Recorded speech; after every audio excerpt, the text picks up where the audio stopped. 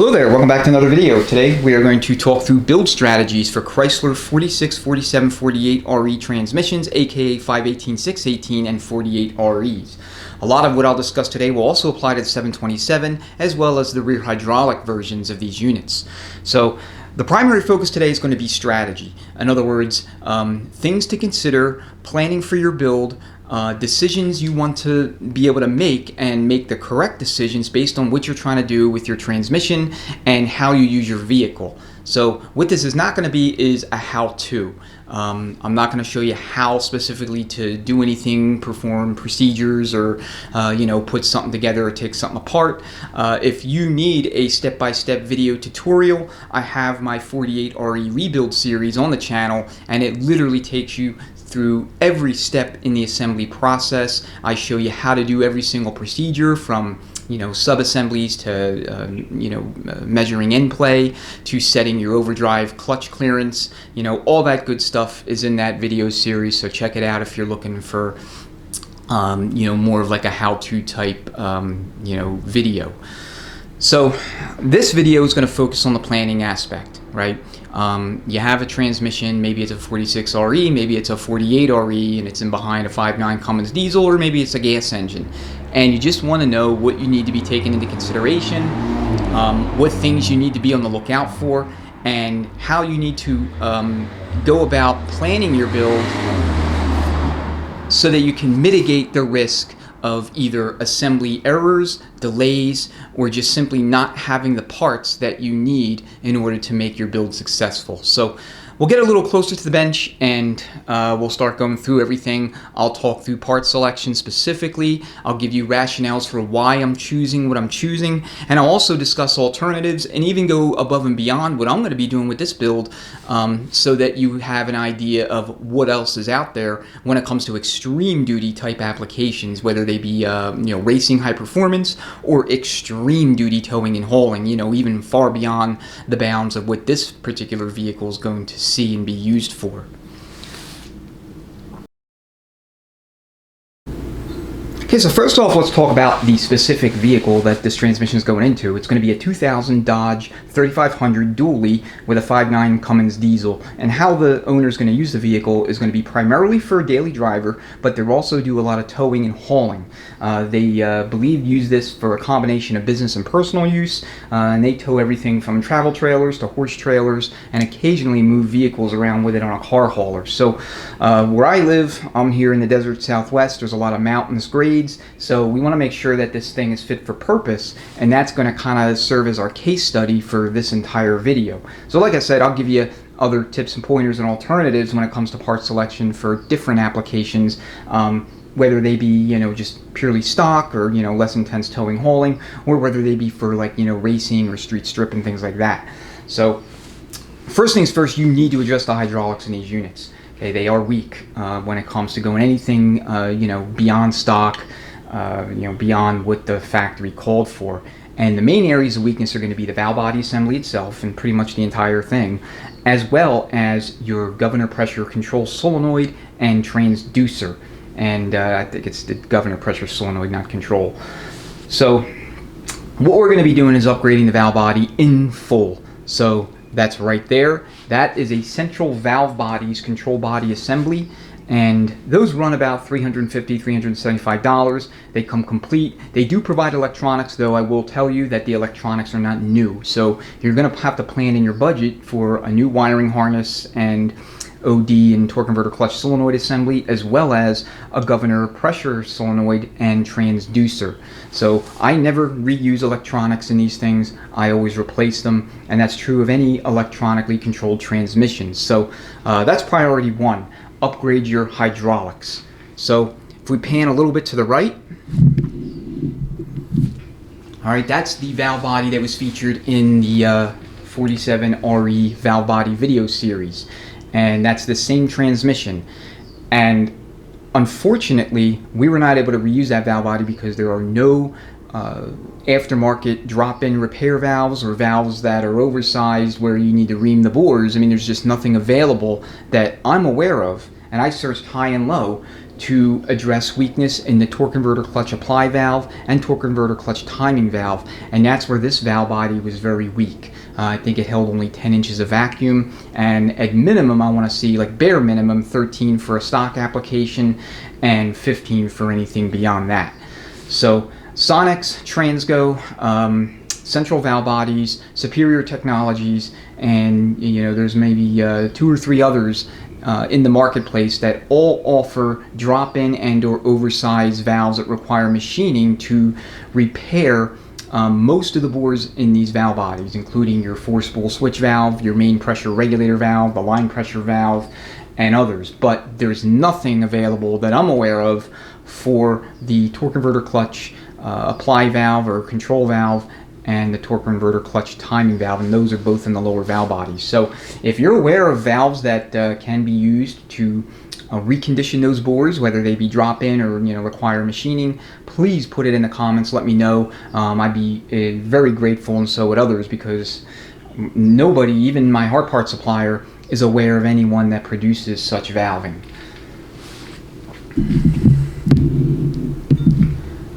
Okay, so for line pressure management, we're going to go with a D&J Components billet governor pressure solenoid housing that will allow you to install a 4L60 or 4L80 late model electronic pressure control solenoid.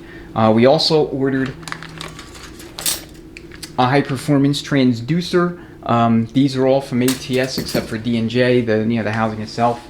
ATS makes a housing, and there's a couple other companies out there that offer them. I mean, they're all largely the same. They're billet, and they allow you to install the 4L60, 4L80 electronic pressure control solenoid late model. Don't buy the early model. You need the 03 and up variant of that part for those transmissions. Alright, so with a new wiring harness, torque converter clutch, and overdrive solenoid, combined with these upgraded components here, and the valve body, we have set the transmission up for success when it comes to the hydraulics, okay? The command and control assembly. So that's a great way to mitigate risk and ensure that all of the other components within the transmission, particularly the applied elements, can do their job. So you want to make sure that you care for that. All right, we're also going to install a new output speed sensor and neutral safety switch. And then for your servos, I recommend that you install upgraded servo assemblies for your intermediate and your low reverse, along with an upgraded accumulator for your 1-2. I do not like the plastic accumulators that come in these things from the factory. They tend to break. At minimum, you want to go with a stock aluminum equivalent so that you don't have that problem. But for anything beyond just a stock build, I'd recommend you go with a billet accumulator. Many companies make them, TSR, ATS, Sonex, there's several others. I think TCI makes them as well. And they're all largely the same. They have redundancy in sealing rings, and they're basically, for all intents purposes, indestructible. Here's the Sonex variant. They're red. This is what I like to use. Alright, for your 1-2 shift, you want an intermediate billet servo. Okay, here's the Sonex part. You have a sleeve, and you have the servo itself. Okay, there's a cover, an apply pin, and then your sealing ring kit. So whenever you increase line pressure, and that's basically what this control body complex along with the governor pressure solenoid is intended for. The more line pressure you have, the more clamping force you have, the less likely your clutches are to slip under load. You want to make sure that you beef up your intermediate band hardware. So for that, we're going to be installing ATS billet hardware. So we have a billet strut, a wedge, and a billet 4.2 ratio lever.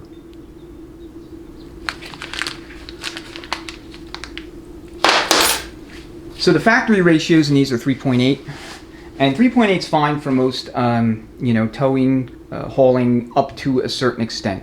But once you go beyond what the the factory rated these vehicles for, which is commonplace with anybody that owns these trucks, especially the dualies. You're going to need something a little bit beefier. And when you increase line pressure, you do kind of put the factory cast pieces at risk, particularly the struts. So I always like to upgrade to billet. That ensures that that area of potential weakness is kind of eliminated, and the billet will last basically forever. I mean, the whole transmission will probably burn down before they break apart. Now, in a super high performance, high RPM application with huge power, then that becomes more of a maintenance item. So I guess I've never heard of any of them breaking, but I suppose it happens.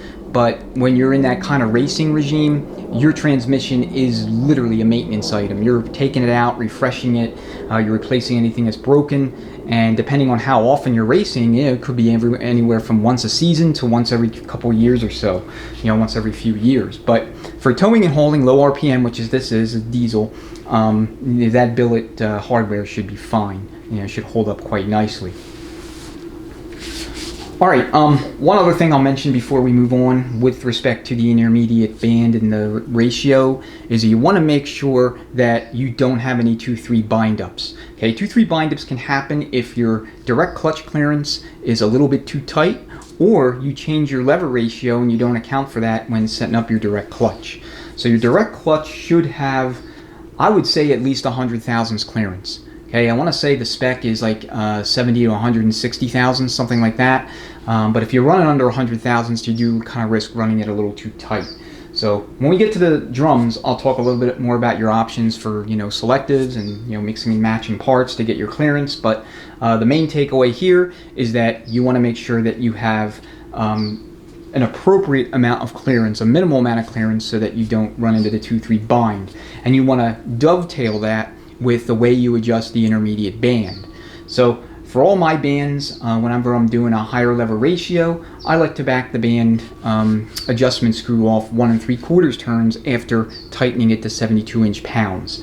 The book will give you different turn intervals or turn counts based on the transmission you're working on, but I would recommend you turn it 1 3/4, and that should get you where you need, and that's standard for the 48 REs if you're running a 4.2 lever ratio.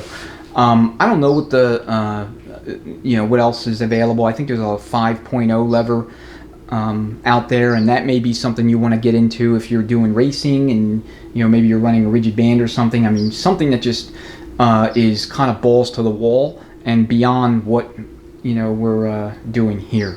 So, but again, I want to give you things to consider, things to research, things to dig more into, so that you're no longer in a position where you don't know what you don't know. And that's the biggest challenge, especially for first timers, building any transmission, because there's just so much that you don't know what you don't know. And unless you know, you're not going to know to take it into consideration, to research it, and lock it down, so to speak. All right, let's go ahead and move on to the overdrive section. Okay, whether it's two-wheel drive or 4x4, your considerations are going to be exactly the same. All right, the main takeaway here is going to be really, I guess, two takeaways. One, it's going to be what parts to replace, and second, it's going to be setting up your clutch packs. So you have 2 packs in the overdrive section. You're going to have your overdrive directs, which are right here, and you have your overdrive brake, which is right here. There's the overdrive brake friction, and there's the overdrive direct friction pack, or clutch pack, excuse me. So the overdrive direct pack, as far as stack up, there's not a whole lot of mystery there. Okay, we're running a 10 friction 9 steel stack, and throughout this transmission, we're going to use high energy frictions. Okay, some are Ray Vestas, some are Borg Warner. I think one of them is Alto, but we're going to do all high energies. Now I'll talk about different options for types of friction material and which clutch to use and which is more beneficial based on application in a little bit. But suffice to say now that kind of level sets. All right, and then the other main thing that you need to be aware of is how to set your overdrive clearance using either the special tool, the gauge bar, and either a depth micrometer or dial caliper, or the drill bit method. Now, if you want to know how to do this, check out my 48 RE rebuild series, and that walks you through both methods in detail, so there'll be no mystery as to what to do. But from a strategy and decision making and preparedness perspective, you want to make sure you have selectives on the bench. Okay, so for the overdrive section, that's going to mean your overdrive spacer. Your overdrive spacer sits on the apply piston, and this is what determines your overdrive clutch pack clearance. This happens to be 197 thousandths thick, and you want to have additional spacers handy on the bench if you want to be able to move through the overdrive section and quickly swap in a different spacer if you need to, if you're not making the clearance with the spacer that came out of the transmission originally. Now, I will say that for the most part, if you're not replacing hard parts, you're not replacing your housing, then chances are the spacer that you have, the one that came out of the unit originally, will go back in and you'll have your clearance met just fine, as long as you're using standard factory spec frictions and steels, meaning the frictions are 70 thou, the steels are 70 thou, and measure these frictions, and the frictions are going to be 86 or 87 thousandths. Okay, and then for your overdrive direct pack, your steels are 55. And measure the frictions, they're going to be 62 or 63.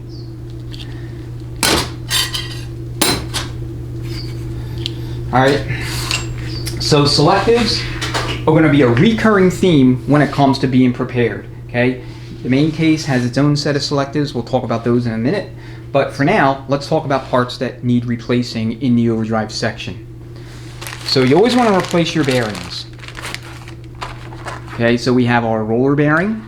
Right, that's the bearing that actually secures everything in via the snap ring in the overdrive assembly to the overdrive, I should say, extension housing. Okay, then you have your race or cam thrust bearing, Torrington bearing. You also are going to have your apply piston bearing. It's going to be overdrive direct. And then you have your planetary bearing and backing plate. Alright, the backing plates in these on real intense applications like just, what I call severe duty towing and hauling or racing, they can actually get warped or bent. And so I always replace them. It's just a matter of course. To me, it's a wear item. Okay, you also want to install a bushing kit. Now be warned, if you go to your hard part supplier and you ask for a bushing kit, chances are they're going to sell you a bushing kit for the main case. There's two separate bushing kits for these transmissions. There is the main case bushing kit, and then there is the overdrive bushing kit. The overdrive bushing kit has everything you need to replace all the bushings in the extension housing. But none of those bushings come in the main case bushing kit. So just be aware of that. Now there's some kits on the market that have everything. They're like a master bushing kit for these transmissions, and they will give you the main case bushings and the overdrive section bushings. Okay, you always want to replace your one-way assemblies in all transmissions. This one's no different, so we have our overdrive roller clutch. Alright, hard parts, unless they're bad, you don't really need to do anything there. They do make upgraded planets, both in the main case and for the overdrive section, billet steel. So if you have a really intense, high-performance type racing application, I'd recommend, or at least consider, installing those. But for most of your towing and hauling, down to your just stock daily driver commuter, what Chrysler gives you from the factory is more than sufficient. Alright, we talked about those. Talk about overdrive brake frictions, the clutch pack specifically. So we're going to be running a 6 clutch stack up in this pack. Alright, for your 46 RH and your A518 618s, which is your 47, 46 and 47 REs, you have 5 frictions. In the 48s, for the diesels, which that I believe is a diesel only transmission, you have 6, or you should have 6. I've seen plenty of 48 REs come in and they only have 5. And I would say the ones that I can recall that had 5 frictions instead of 6 were all rebuilt previous to me, working on it. At some point in the distant past they were rebuilt, and it's possible, likely, certain actually, that the 6 clutch stack was swapped for the 5 clutch. I could be wrong. There may be 48 REs that come with a 5 clutch as standard, but I've seen, I want to say about 3 or 4 that had the 5 clutch stack in the overdrive brake, and they should have had the 6. So it's a no-brainer. You have a stepped backing plate, and then you have your 5 steels, and then your 6 clutches. 6 steels, 6 clutches, excuse me. 6 steels, 6 clutches. Now when you do this, you're only going to install the flat snap ring. There's 2 snap rings that go that are associated with this clutch pack. You're only going to install the flat snap ring. You're not going to install the waved snap ring. That gets discarded. Now if you're going to put the 5 clutch stack back in, maybe you're just working on a 46, E518, then you want to replace that snap ring. They tend to break. So alright, what else? You could also replace the snap ring for the overdrive direct clutch pack as well, just to be proactive. So, replacement of snap rings is perfectly fine, and a generally accepted best practice for the overdrive section in these transmissions. Alright, and that's the overdrive apply piston sitting right there leaning against the little tool chest. Alright, I think I've said everything I want to say about the overdrive section. One other thing, if again you're not familiar with rebuilding one of these, you're planning your first, make sure you have a press, regular shop press, and you'll want a special tool for compressing the overdrive clutch hub so that you can remove and reinstall that whole section, primarily so that you don't run the risk of hurting yourself when dealing with this gigantic return spring. So this is a tool. It's made by Adapticase. None of their stuff is cheap. This one is no different. I think I want to say I paid like $100, maybe $125 for it several years ago. I don't know what they cost now, but you're going to need something, and you're going to want a minimum of 12-ton press.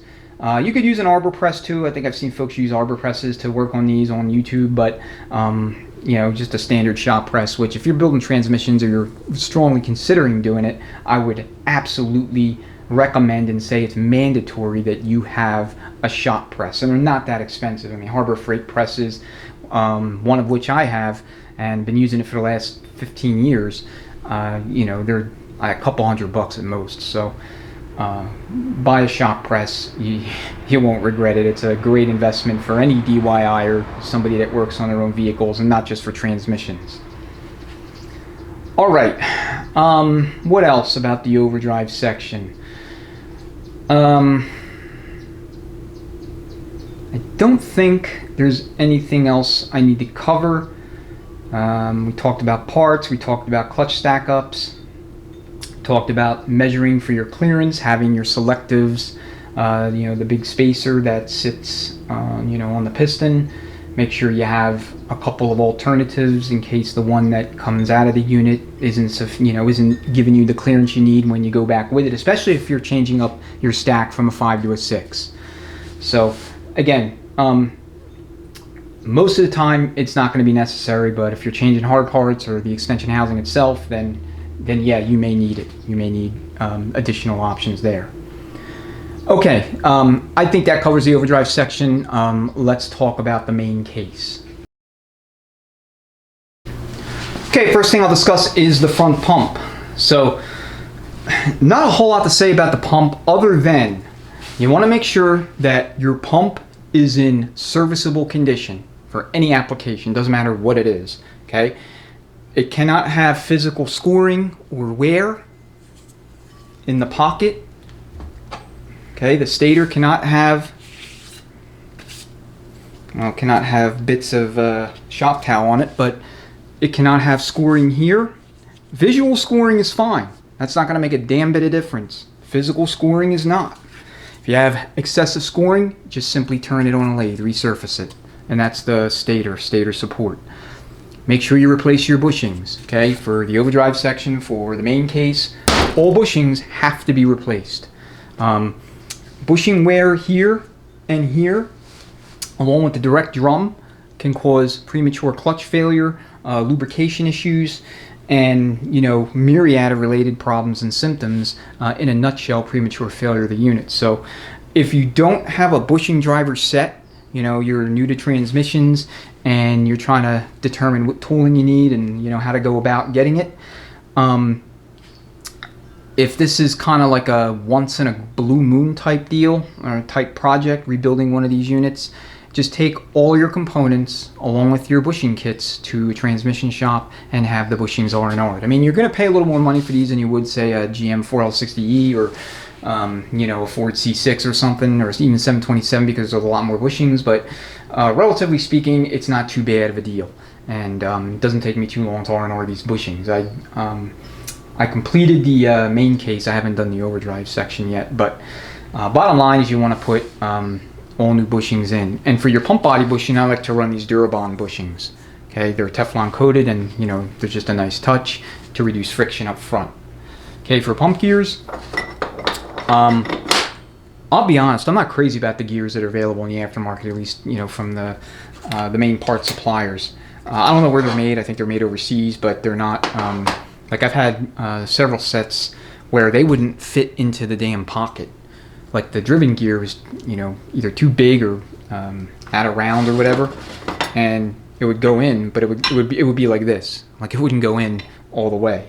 So, all right, one thing you can do to check your clearance is have like a little straight edge. I mean, if you have a straight edge, it'll span the width of this, great.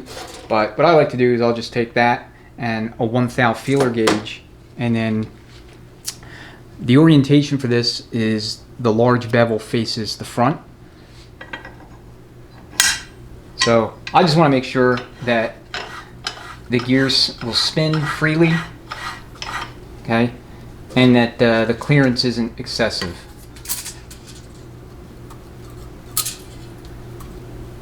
Okay, that's one example of how you can test. Other than that, the pump is straightforward. Not a whole lot of mystery to it. Okay, journal surfaces here for your direct drum have to be in good shape, and then of course check your sealing ring groove area. You don't want to have physical wear in there either. Okay, that's all I'll say about the pump for now. So, for your intermediate band, you have two types of band designs that you could choose from. You have a flex band design, which is standard for factory, and then you have a rigid band. So what band type you choose is going to really be contingent upon how you're using the vehicle and what you're trying to do. For an overwhelming majority of applications, your flex bands are going to be perfectly fine.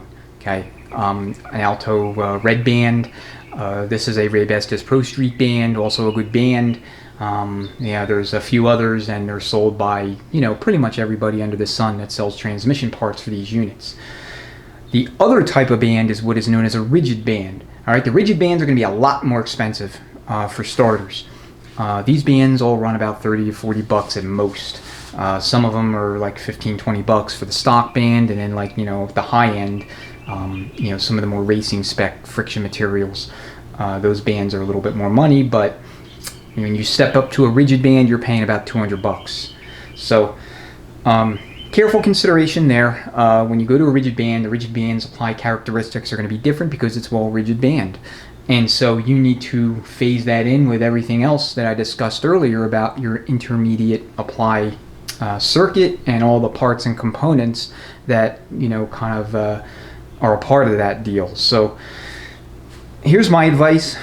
Unless you were going all out racing, or you're trying to tow, I don't know, a building around, up and down mountains, you really don't need a rigid band. For most applications, a good quality flex band is going to be perfectly fine paired with upgraded hydraulics and billet hardware.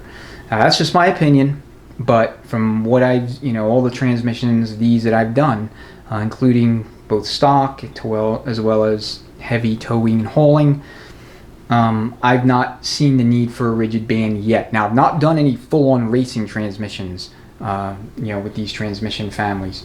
So the 727s, the 518, 618, 46RH, 48RE, no full-out racing yet. So if you're doing a racing application, then you may want to consider a rigid band for just absolute max force holding power on the direct drum. And maybe you consider carbon material or Kevlar. Kevlar is going to hold better than anything else, but it's also going to wear the drum a little bit more aggressively, especially if you use a rigid band.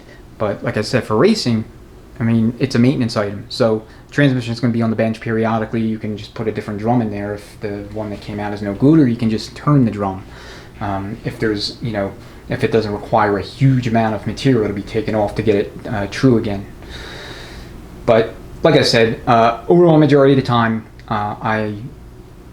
I feel flex bands are sufficient. So it's just a matter of choosing the friction material type that will determine, whether or not there's going to be concerns about the, second gear, especially under high torque demand or, heavy loads, whatever. All right. Next, I will talk about the forward and direct clutch. All right, so both of these drums, the forward drum and the direct drum, you can upgrade your clutch packs. You can upgrade in terms of count as well as clutch material. So with the forward drum, it's not as critical, especially for a stock build. For a stock build, just install, you can install the factory spec frictions and upwards of probably about 500 horsepower. You should be fine, assuming your RPMs are not in the stratosphere, where you're not racing. Okay, because the forward clutch is always on. Once it comes on, you put the vehicle in drive or any of the manual settings, your forward clutch is going to stay on until you come to a stop and you throw it in reverse, neutral, or park. So we're going to run high energies. Hey, these are Borg Warners. We're going to do Borg Warners both in the forward and the direct clutch, high energies. Okay, always replace your Belleville return spring or return plate. I've seen a few of these come in cracked. It's not like it's a huge problem, but to me this is an item that wears. It's a consumable like any other. So I always like to replace. Okay, new steel module. Okay, these are 70 thousandths thick on the steels and 62 thou thick on the frictions. All right, and then you're going to have your apply plate. It is stepped. Okay, that goes in the interior of the clutch basket. And then you're going to have your backing plate. This one measures 280 thousandths thick. So the forward clutch is more or less kind of a set it and forget it. Roughly 30 thousandths or so in that general neighborhood is what you should shoot for clearance. If you're doing racing, if you're doing all out, or you're just trying to tow super heavy duty loads, then it is recommended that you upgrade your forward clutch. So that means billet input shaft and hub assembly, upgraded clutch baskets, upgraded pistons, 5 clutch stacks in the forward. This one has 4, and yeah, I know they're out of order, but you can go with a 5. So when you start changing the amount of frictions you have in this drum, you really need to pay attention to spacing relationships between it, the direct drum, the pump, and the gear set. And that's where measuring your drum travel or front end play becomes critical. All right, I've never actually installed an aftermarket billet shaft and hub, simply because I haven't had the occasion. They're super expensive and nobody wants to spend the money, especially if it's not strictly speaking necessary. Like I said, I've not built racing transmissions for these, and that's either that or like extreme heavy duty towing hauling, and that's where you would opt for a billet upgraded shaft and hub assembly. Otherwise, it's pretty straightforward. The clutch itself has a flat snap ring, so it's always a good idea to have a couple of different thicknesses of snap ring on the bench with you, in addition to the one that came out of the unit. Now, the one that came out of the unit is 88 thousandths thick. I have a 106 thou thick snap ring and a 78 thousandths thick snap ring. And let me see if I can stop fumbling around with these and get them in front of the camera so you can see the relative thickness.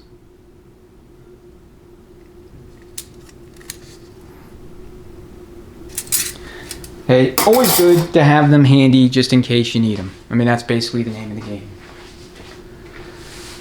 Okay, for drum, other than that, is fairly straightforward. So, replace your Belleville plate, new frictions, new steels, and selective snap rings.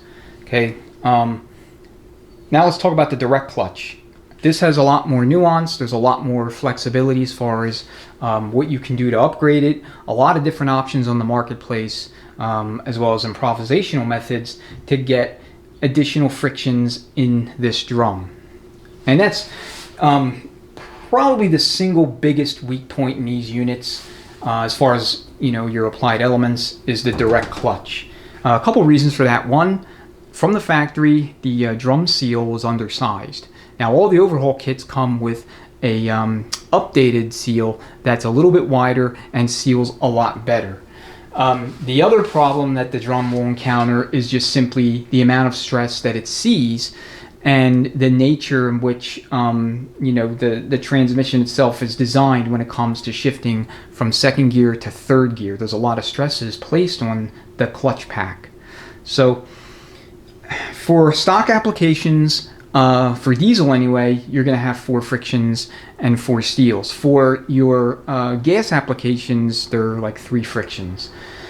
And so you can upgrade to a drum if you have a 3 friction setup to a 4 friction setup by simply swapping the drum for a 4 friction drum. If you want 5 frictions, there's more options, but they're going to cost a little bit more money. So you can do any number of things.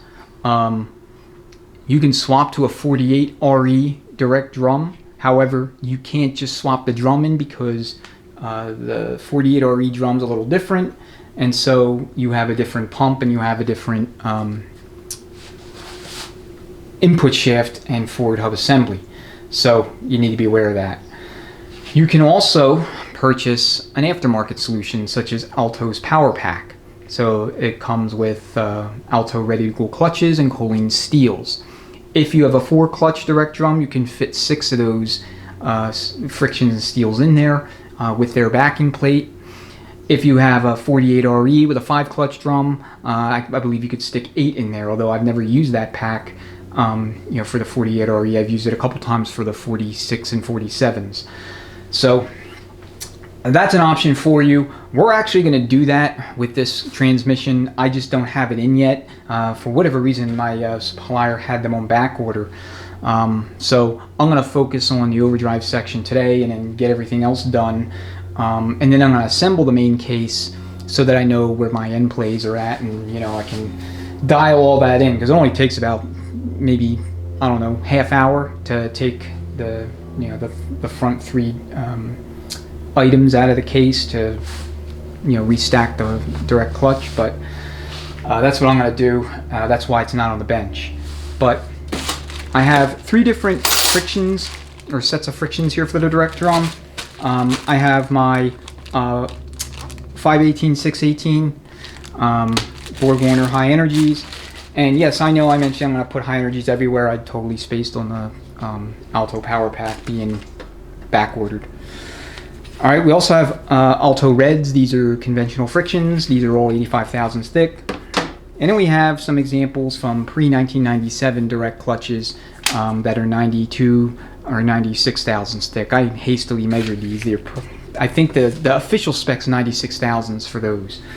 But anyway, those are your options. And then of course you have Rebestis GPZs, stage 1. You have the Rebestis blue plates. There are I think 2 or 3 different clutches that Alto makes for the direct drum. You have, of course, the BorgWarner high energies are standard, and I'm trying to think if Exity or All-O-Matic make any kind of upgraded clutches for these things. I don't know offhand. So, okay, one more option that you can use. This is more improvisational, but it'll work. If you want to add one extra friction to your direct clutch, is simply run 5 frictions, 5 steels of the forward variety. Okay, so for your frictions, they're not going to be as thick as direct. They're 62 thou thick, and your steel plates are going to be 70 thou thick. Okay, as we saw earlier. All right, and your backing plate for your forward and your direct are both 280 thousandths. So you can run some combination of 5 and 5 for your forwards, and if you're way out on clearance on the high side, you can just, you know, swap in a direct clutch and or steel, and that will help you make clearance. So that's another way to you know, get more frictions in that clutch pack if you have a 4 clutch drum. If you have a 3 clutch drum, then you're just going to do 4 and 4, and that'll give you a 4 clutch direct drum. Alright, there's one more thing I want to touch on when it comes to friction choice before moving on, particularly for the direct clutch, and that is what is best. Okay, a lot of people ask that. What is best? What's the best friction material? What clutches should I use in my application, in my vehicle, in my transmission? So here are my thoughts on this. You have 3 different types of clutch material here, and like I said, there's you know, several others on the market.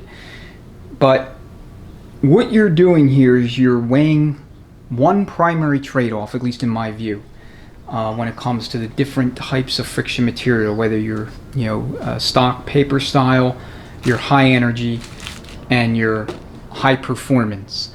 And here we have that represented by the Alto Reds.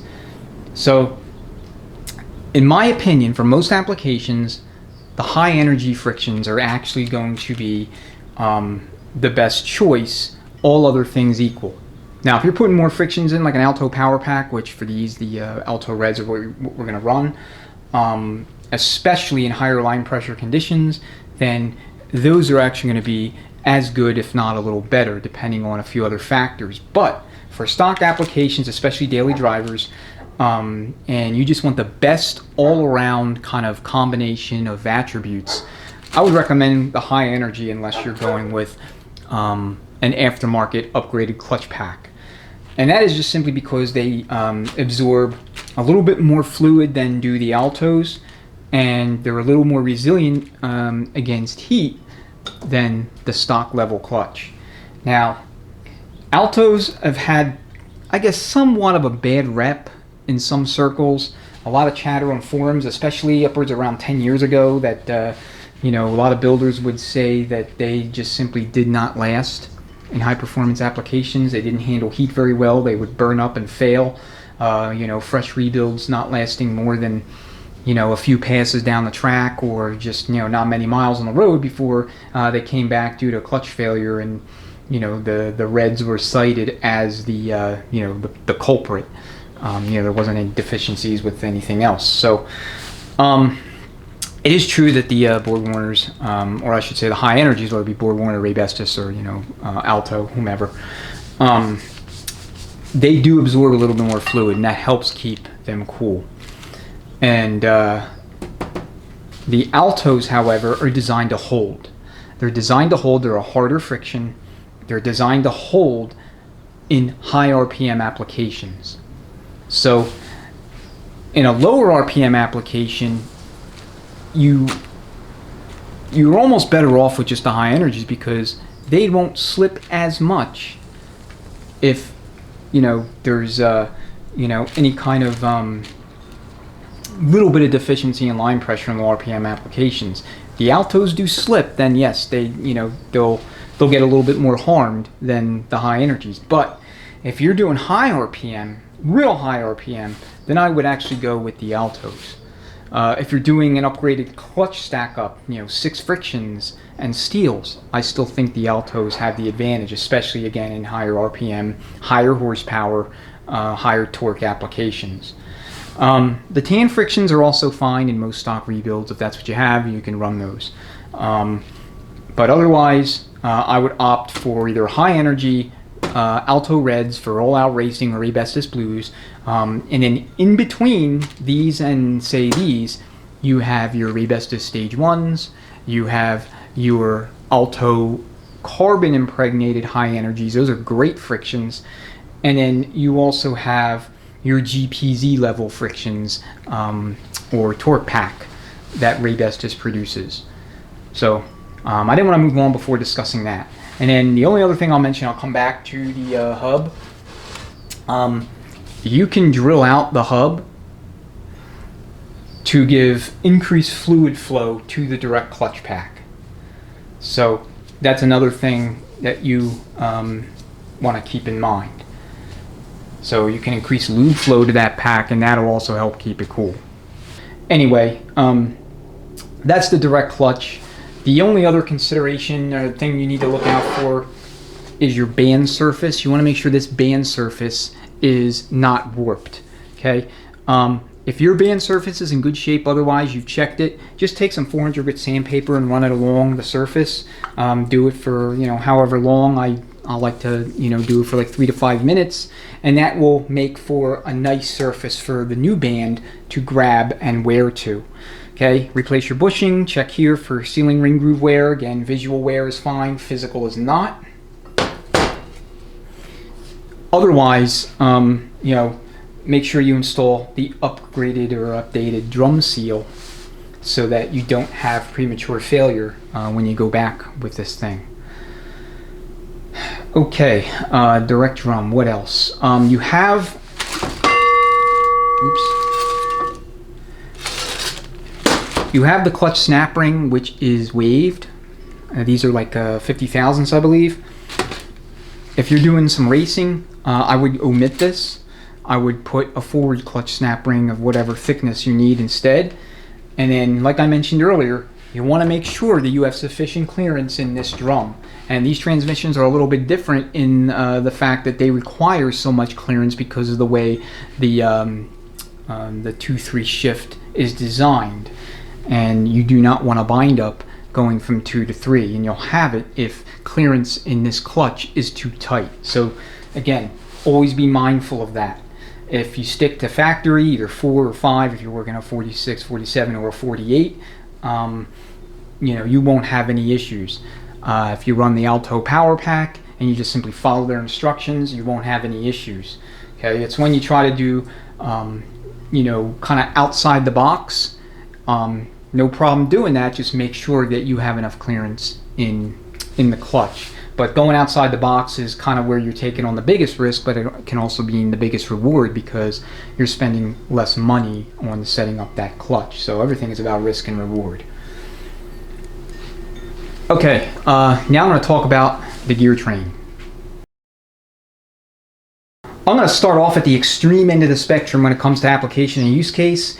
And here we're talking all-out racing, big inch motors, high horsepower, real high RPM, or extreme severe duty towing, hauling, and working. So if you're going to play at this end of the field, then there's 2 words, I guess actually 3 words that you need to become familiar with. Okay, they are as follows: billet, rollarized, and money.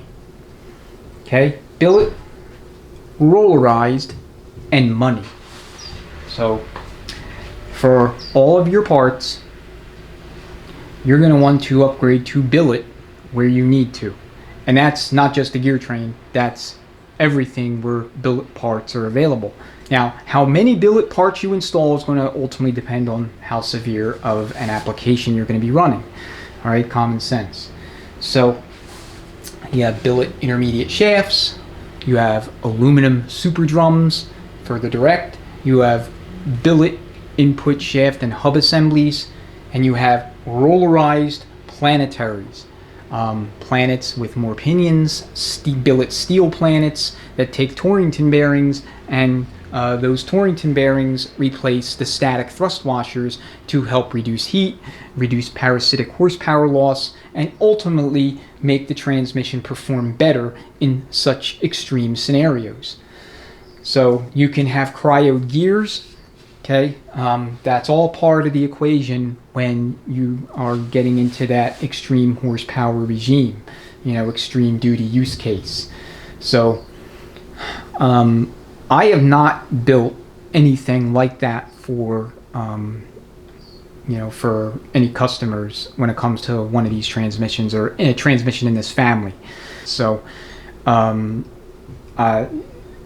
advice there would be to, based on what your power levels are and how intense you're going to be using the vehicle, save up. It's not uncommon to see 5-figure price tags on these transmissions built for that kind of use case. They're all sold by the well-known players in the market, like ATS or TSR, RevMax, Circle D, I think, builds them. Many come to mind. I think Cope Racing builds a pretty extreme 727. I don't know if they have the 4 speeds, but they're out there. And if you're familiar with these transmissions, you're a Dodge owner with one of these transmissions, in the vehicle, then you're probably more familiar with what's available than I am. So anyway, I wanted to get that out of the way because an overwhelming majority of the time, for anything less than what I just described as far as the application, severity and all that, what you have in front of you is going to be sufficient. And the main thing you want to keep in mind is adhering to end play specs and just following proper procedure. Okay, that's really it. Sun shell, the factory shell is fine for most applications. They have high performance lightened or ventilated sun shells for racing. You can install one of those, or you can install that in combination with the rest of the service pack, billet shaft, rollarized planetary carriers, cryo gears, etc. So apart from that, there's not a whole lot to really discuss in the back of the case. Replace all your bushings, like I mentioned. I think I probably said that about 4 or 5 times now, so I'm getting repetitive there. Always replace your roller assemblies. This is going to be the low roller assembly that goes in there. New band in the rear. The bands in these don't wear too bad. It's very rare I actually see one come in with the low reverse band just smoked or otherwise heavily worn out. If you were on a budget and you just every dollar had to stretch, you can reuse your low reverse band if it's in good shape. The one that came out of here, if you watch the teardown video, was actually in great shape. And if I was on such a budget, or the customer just maybe this was a refresh or something, I would have no qualms about putting it back in. I would always replace the front band, but the rear bands, that's dealer's choice. Some shops consider that a hard part. If you need a rear band, you're paying more than what they quoted you because that was not considered a soft part wear or consumable item. Alright, same deal with the reverse drum. Just put like a little bit of time on it with sandpaper, 400 grit. 5 minutes should be fine. A little bit more if there's a little bit more wear. If it's warped, then turn it. Same with the direct drum, just turn it or replace. Other than that, it's a pretty straightforward deal. Main case, areas of concern are going to be the bores. So you want to make sure these bores are free of any scoring. Okay, just carefully check them over. Make sure that you don't have that problem. Alright, you can see visual wear. That's common. I mean, nothing to be afraid of. As long as you cannot feel anywhere, there's not deep scratches or gouges or whatever, you should be fine. Check this surface here as well as the corresponding surface down here with a straight edge. If it's not flat, sand it flat. Make it good to go. Check your pan rail surface, same deal. Clean the case. Check the case back here for excessive wear, for cracks in the bell housing. I mean, here I'm getting like common sense. So most of the time you won't have issues with cases. All right, same with the overdrive section and the extension housing. Just check the housing for physical damage. That's basically it. Okay, that about does it for this video. I've covered everything I want to cover. If there's anything I omitted and it's super critical, I'll go ahead and annotate in the relevant portions. But, I just want to kind of re-emphasize the purpose of the video. It is to give you a place to start. I mean, that is really the overarching purpose. This is not meant to be like this is a hard, rigid template that you must follow. It's exactly the opposite of that, and that is just to simply start generating ideas, get you thinking, making you aware of key things that you need to take into consideration when it comes to rebuilding these transmissions, especially for anything beyond stock. So, to kind of break those things down, in a nutshell, hydraulics. Okay, that's arguably the most important thing that you need to consider in these transmissions is the hydraulics. So that's your valve body, and that is your governor pressure solenoid, transducer, and your shift solenoids and harness. So if you secure the hydraulics, even if you don't do anything else to the soft and hard parts in the case, but you upgrade your hydraulics, you're already going to make that transmission significantly stronger and less prone to failure. Okay. The next thing that you want to focus on is making sure you have the appropriate selectives in place. So I didn't mention it, but there's a thrust washer kit on there that has selectives for the pump, for that 3-tab washer that is also selective, that sits underneath a forward hub, and have your selectives for your overdrive spacer. Okay. There's also a selective clip, if you will, or lack of a better term, spacer on the intermediate shaft as well. Again, it's not usually something you're going to have to change out unless you're making wholesale changes to hard parts or the case. And this is the main case I'm referring to, or possibly the overdrive section. So have your selectives, make sure you're prepared, have your selective snap rings, your thrust washers, your spacers, etc. Hey, the third thing I'll mention is just choosing appropriate components and parts for your application. Okay, so that encapsulates everything we covered in the main case and extension housing, replacing parts that need to be replaced, your consumables like your one-way clutches, and then deciding on a friction material that is most appropriate and best fits the use case and how you're going to be, running the vehicle. All right. Other than that, it's just, kind of the basics, just making sure you put the thing together correctly and, all your parts are serviceable, and that you have everything you need to begin your build. So again, I can't thank you enough for watching, especially if you made it this far into the video. Hopefully this has helped in that it has given you things to think about. Like I said, a place to start, what to consider, some of the pitfalls to watch out for, and ultimately, how to go about planning and organizing your project, especially if it's going to be your first one.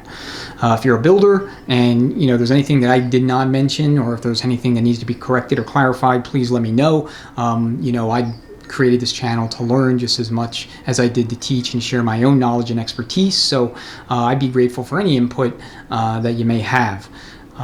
Apart from that, as always, thank you so much for watching. I greatly appreciate it. I can't thank you enough for all the support. And if there's anything else you want me to do a video on when it comes to these transmissions, just go ahead, put it in the comments, and I'll prioritize it as soon as I can. Apart from that, I look forward to seeing you on the next video. Thanks so much for watching again. Enjoy the rest of your day or evening. And again, we'll see you on the next one. Take care.